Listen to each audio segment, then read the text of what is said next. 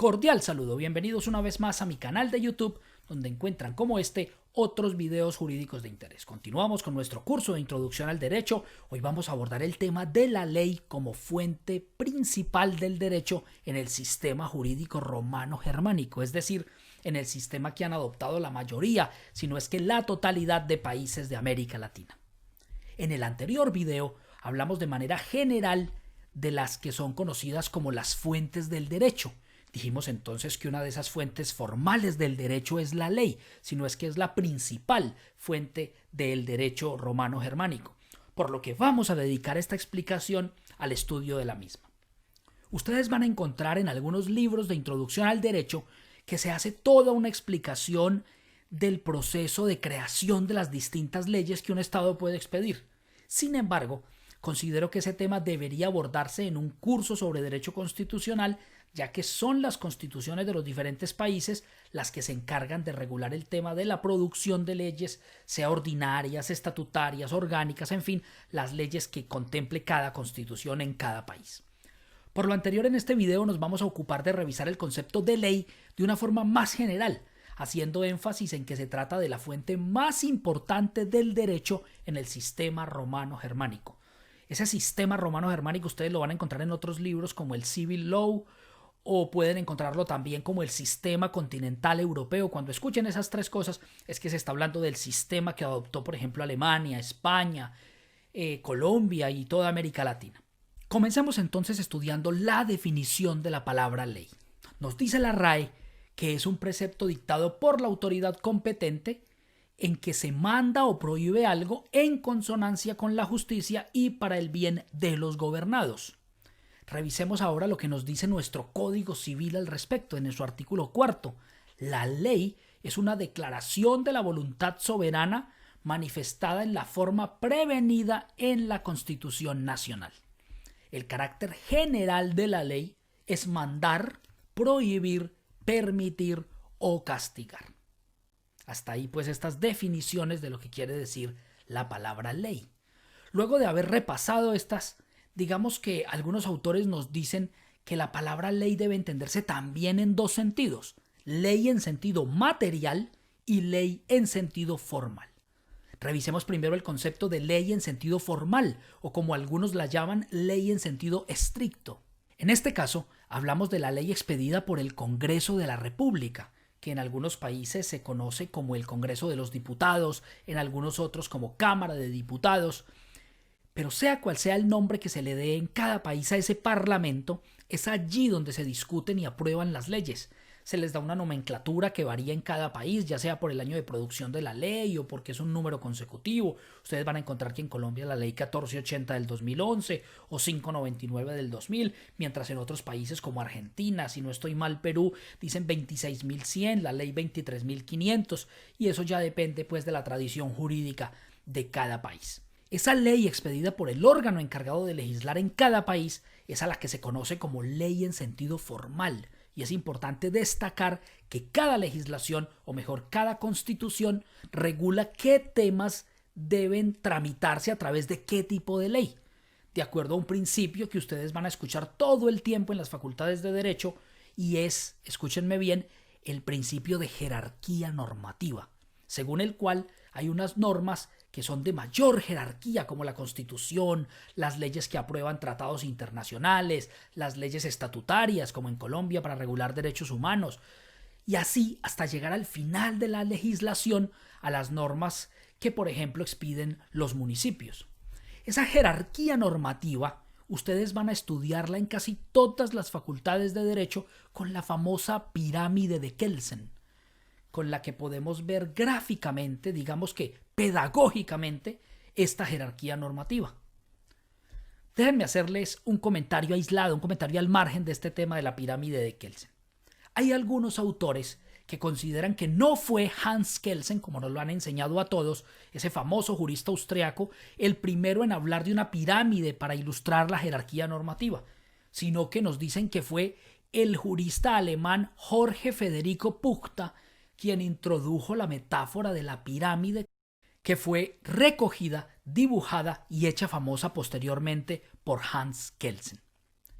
Así lo expresa, por ejemplo, el jurista peruano Enrique Gersi, quien menciona en algunas de sus conferencias que la idea de jerarquía normativa que orienta el derecho romano-germánico viene del jurista alemán Puchta, y en ese sentido nos dice a todos, de manera un poco en broma, que en ese tema, en el tema de la jerarquía normativa y de la pirámide para ilustrar esa jerarquía, todos somos hijos de Puchta.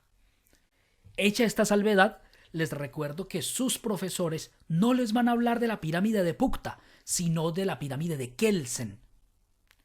¿Qué se quiere expresar con esa pirámide? Más allá de que la haya hecho Kelsen o que la haya hecho Puchta, ¿qué es lo que quisieron expresar con esa pirámide? Pues ya lo dijimos, la jerarquía normativa, que dicho sea de paso, se orienta en otro principio o utiliza otro principio, que es el de no contradicción.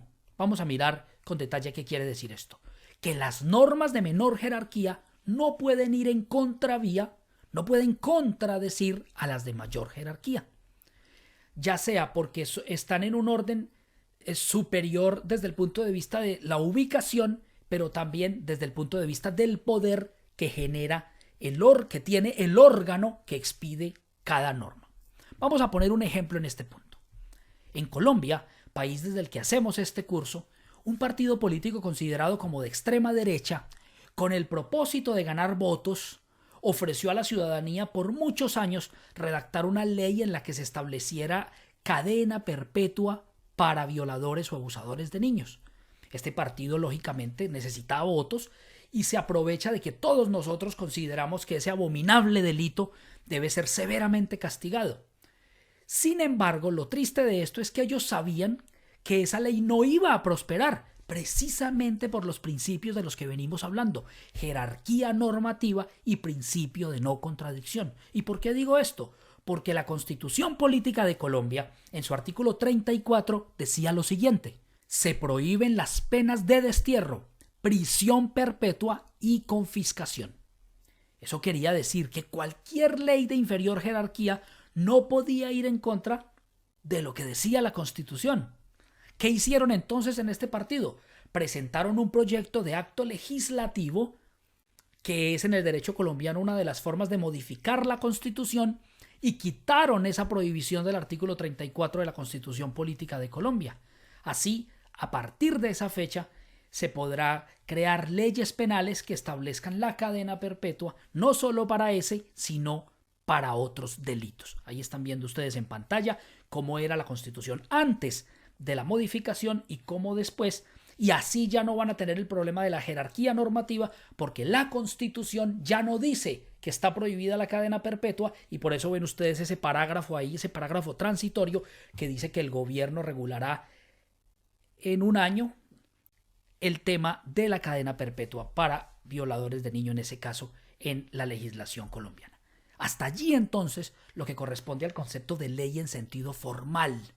No se les olvide entonces, ley en sentido formal o en sentido estricto, la que expiden los congresos de la República, es la Constitución la que dice qué leyes se hacen a través de qué tipo de normas, y dependiendo de esa mayor autoridad que tiene un poder para expedir esas normas, pues se van organizando jerárquicamente.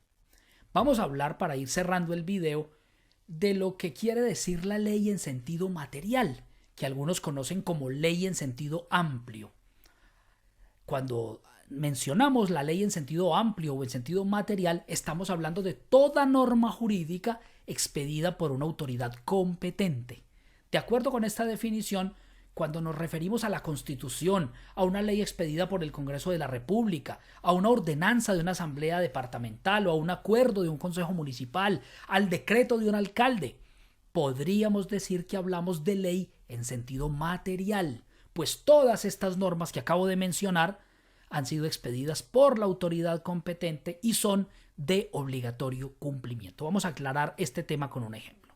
Si yo vivo en el municipio de Sevilla, en el Valle del Cauca, en Colombia, y el Consejo expide un acuerdo municipal, que es como se denominan en Colombia las normas que expiden los consejos en los municipios, o el alcalde expide un decreto según el cual de manera temporal y por motivos de orden público o de seguridad solo se podrá transitar en motocicleta hasta determinada hora de la noche, como ciudadano me encuentro obligado a cumplir con esa norma. pues la profirió una autoridad competente. Si bien tiene el nombre de decreto o de acuerdo municipal, podemos decir que se trata de una ley en sentido material y que por ende hay que cumplir con ella. Lo que ocurre, y esto hay que aclararlo, es que en este caso la decisión de ese consejo o de ese alcalde no puede ser caprichosa, no puede ir en contravía de lo que dicen las normas de mayor jerarquía. Y ya dijimos por qué, y vamos a contestarlo, porque deben respetarse los principios que ya vimos, jerarquía normativa y no contradicción, que fue el ejemplo de la cadena perpetua que les acabo de poner. ¿Cómo se estudia gráficamente este tema de la jerarquía normativa? A través de la famosa pirámide de Kelsen, que como ya les dije otros le atribuyen a Jorge Federico Puchta.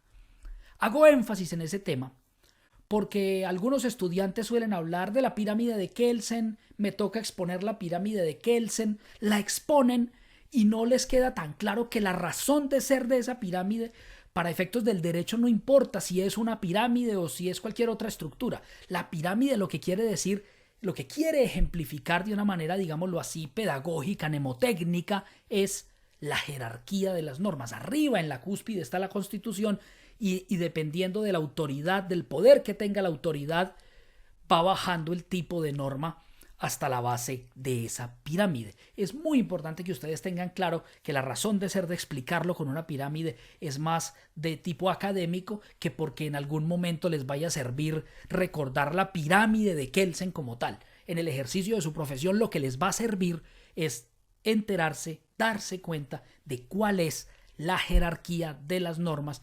Llegamos al final de este video, espero que los conceptos de hoy hayan quedado claros, los invito a darle like si les gustó y a compartir esta información para que cada vez más personas sigan aprendiendo derecho con nosotros. Muchas gracias.